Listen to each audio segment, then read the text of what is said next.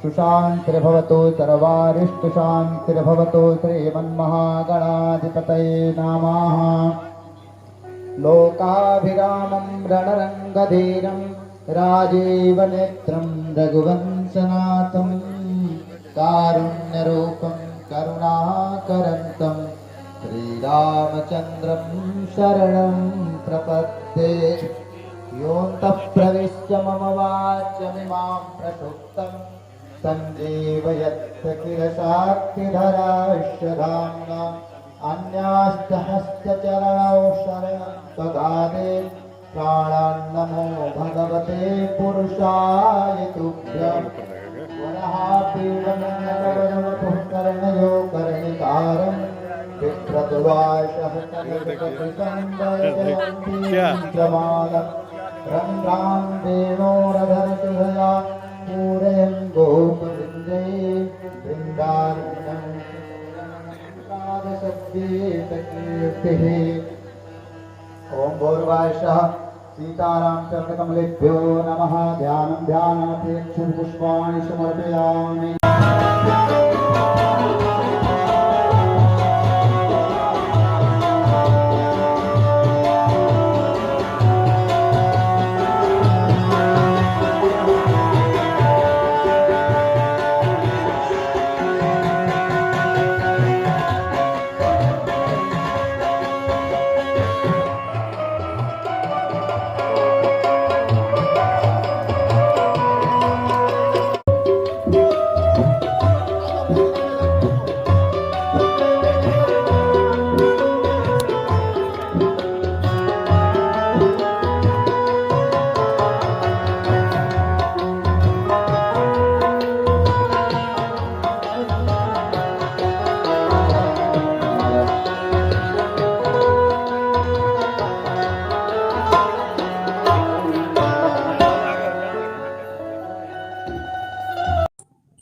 मैं डॉक्टर मनोज कुमार आप सभी भक्तगणों का लेखानगर राम कथा में शिव पार्वती विवाह देखने और सुनने के लिए स्वागत करता हूँ।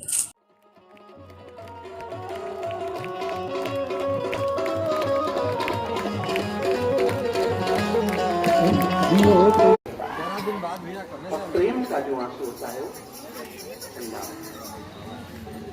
जो गम का आंसू होता है वो भारी होता है, जो प्रेम का आंसू होता है वो हल्का होता है। परीक्षण किया गया आंसू का। मैना महारानी को तो दुख का आंसू हुआ, लेकिन जैसे जैसे वर्णन करते गए देवर्षि नारद, जब मां तुकी ही ना कहे कि उस दुल्हे का माता पिता ही नहीं होगा, पार्वती की खुशी के आंखें आंसू छलक पड़े कि दुनिया में ऐसा कोई व्यक्ति नहीं जो बिना माता पिता का हो ना हो, जिसका स्मरण करते हुए मैं मरी हूं और मांगी हूं। भोलेनाथ का ही वर्णन कर रहे हैं क्योंकि भोलेनाथ के सिवाय तो बिना माता पिता को तीनों त्रिलोक 14 भुवन में कोई हुआ ही नहीं। कहीं बिना माता पिता के तो एक भोलेनाथ ही है। देखो, अंतिम इच्छा ही पुनर्जन्म का कारण बनती है। गीता में भगवान ने स्पष्ट करते हुए कहा, यम यम वापि स्मरन् भावं त्यजत्यन्ति कलिवरं तं तमेवेति कौन्तेय सदा तद्भाव भाविता, सदा तद्भाव भाविता। यम यम वापि स्मरन् भावं त्यजत्यन्ति कलिवरं तं तमेवेति कौन्तेय सदा तद्भाव भाविता। अंत समय में जैसा स्मरण करते हुए मनुष्य शरीर का त्याग करता है, उस भाव से भावित होकर अगले जन्म और वैसा ही जोनि वो प्राप्त करता है।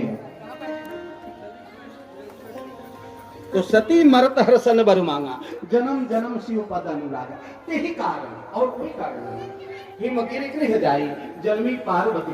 अब आजकल की पत्नियां पति से थोड़ा सा झगड़ा हो जाए, एक डिमांड पूरा न करता हो, 4 दोस्त को लेके आ गया, नाश्ता थोड़ा बना दो। हमारी माताएं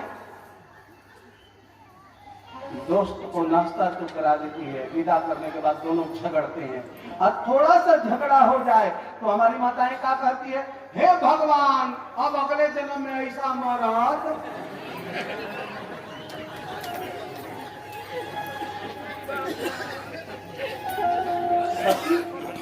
सती मर्द हर संग, जो पति सती का त्याग कर दिया, आप लगा के चली है, मर्द ही है, वो क्या करी है, हे परमपिता परमात्मा जब भी जन्म देना, जब भी दासी बनाना, भोलेनाथ के चरणों की ही दासी बनाना। ते ही कारण, और कोई कारण नहीं। अंतिम इच्छा, एक वाक्य में, अंतिम इच्छा ही पुनर्जन्म का कारण बनती है।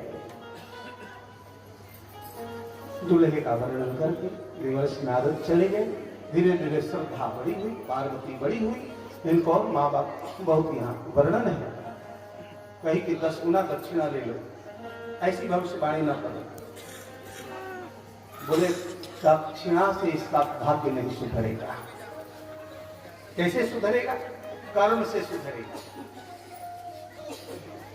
जो तप करे कुमारी तुम्हारी, अभावी में भी सब नहीं त्रिपुरा।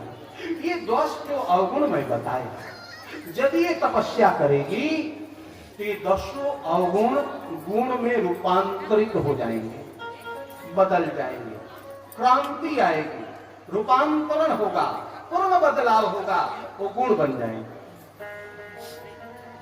इन कौन माता पिता होगा जो बाल्यावस्था में कहेगा कि बिटिया जाओ तपस्या करो घनघोर जंगल? कोई कहेगा अपने कलेजे के टुकड़े को? जान गई पार्वती, कोई माता पिता अपने बच्चे को जंगल में तपस्या करने के लिए नहीं भेजेगा। गुरु जी पुनः सपना में आए। आज सपना सुनाई है पार्वती मैया।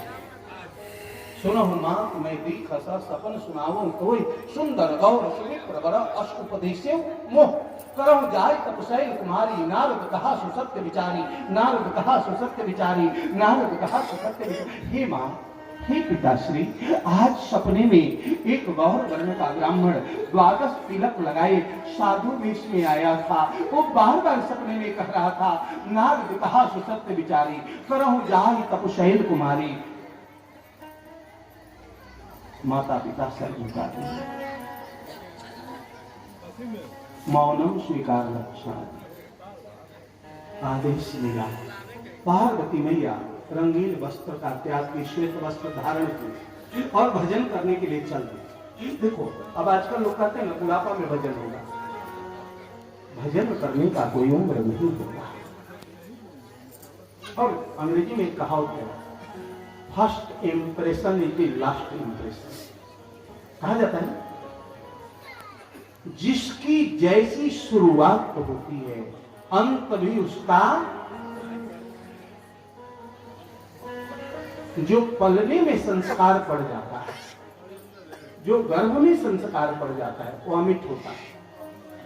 छत्रपति शिवाजी को पलने में जीजाबाई ने संस्कार डाला था।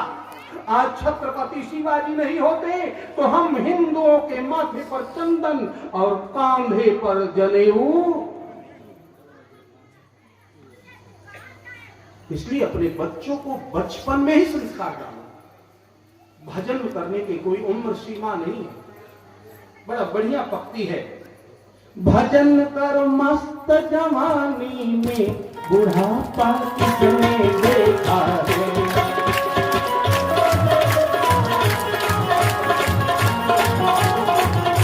भजन करो भरी जवानी में बुढ़ापा किसने देखा है।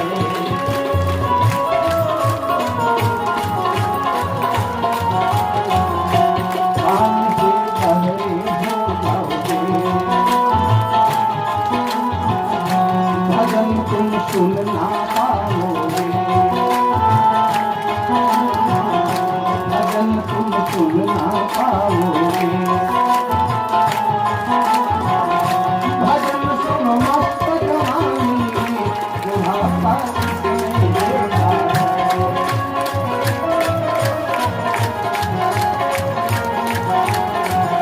भजन करो भरी जवानी बुढ़ापा किसने देखा है।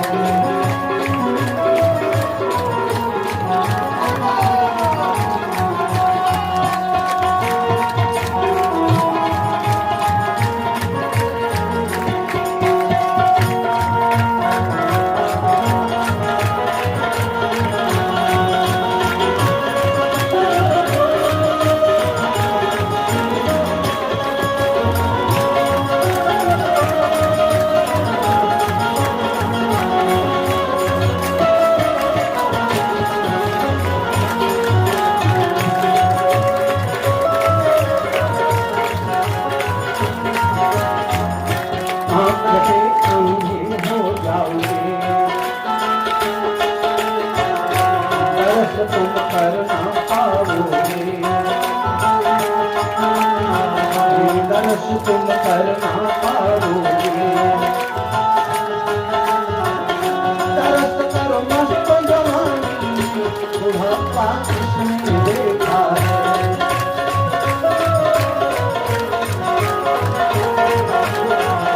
भयंकर भरी जवानी, बुढ़ापा किसने देखा है।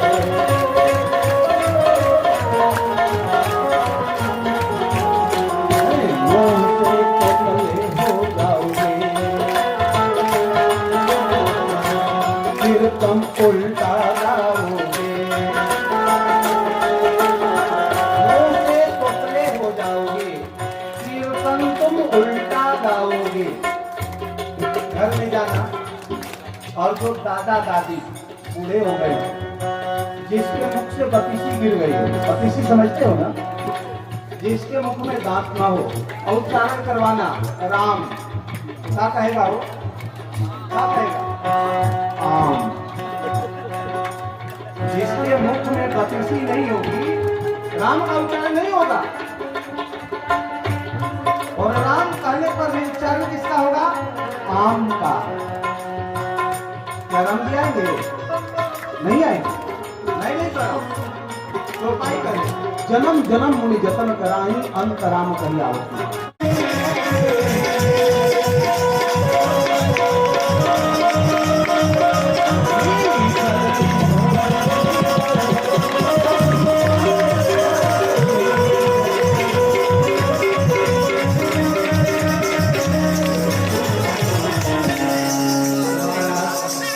भगवान शंकर लेके पहुंच गए।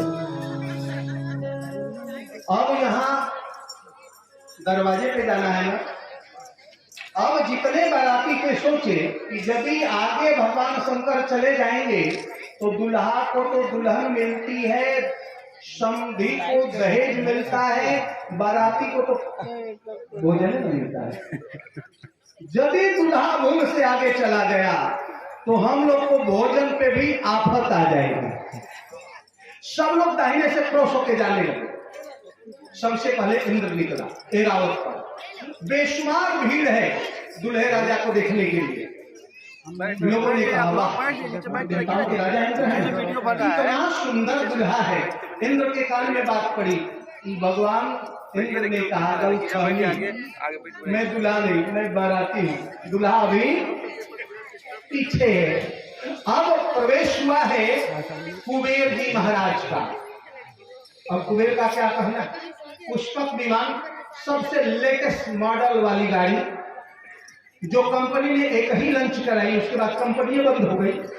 पुष्पक विमान दूसरा तो होगा नहीं, न धरती पर चल रहा है, न आसमान में चल रहा है, बीच में चल रहा है।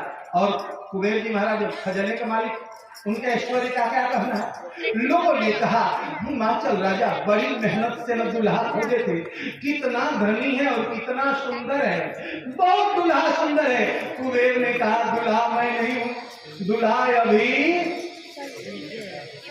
अब प्रवेश होता है भगवान विष्णु का गरुड़ पर बैठकर, जिसका चरण स्वयं लक्ष्मी दबाती, शंख पद्म चक्र और गदा लेकर, उसके ऐश्वर्य का भला क्या कहना।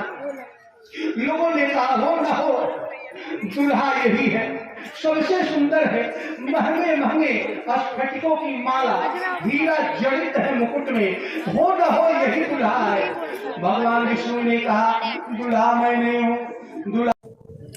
भोलेनाथ के मंडप में पहुंचने से ही पूर्व देखिए कैसे सभी देवियां, देवतागण एवं उनके बच्चे अपने अपने स्थान पर विराजमान होकर के जलपान वो ग्रहण कर रहे हैं, क्योंकि उन्हें मालूम है कि जब भोलेनाथ अपने गण के साथ, जो कि भूत प्रेत पिशाच हैं, विवाह मंडप में प्रवेश करेंगे तो ना सराती रहेंगे ना ही भोज रहेगा।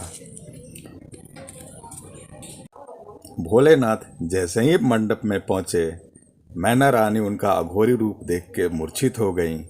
कुछ समय उपरांत जब होश आई तो पार्वती जी ने आग्रह किया कि प्रभु आप अपने मनोहर रूप में प्रस्तुत हों। तो जैसे भगवान मनोहर रूप में प्रस्तुत हुए, मैना रानी खुश हुई और खुशी खुशी शिव पार्वती विवाह संपन्न हुआ। आगे आप शिव पार्वती विवाह का आनंद ले।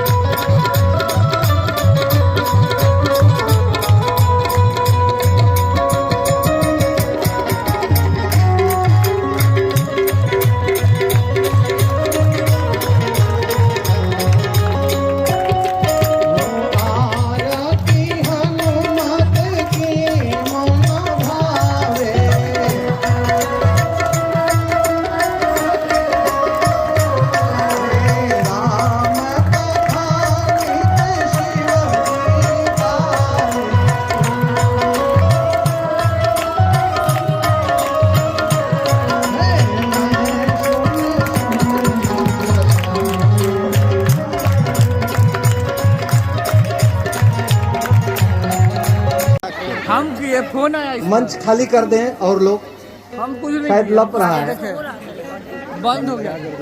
फोन किसका आया था? चलो महाराज जी को दी। आरती वाले कहाँ हैं? दोनों आ गए। देव आरती आए हे राजा राम तेरी आरती उतार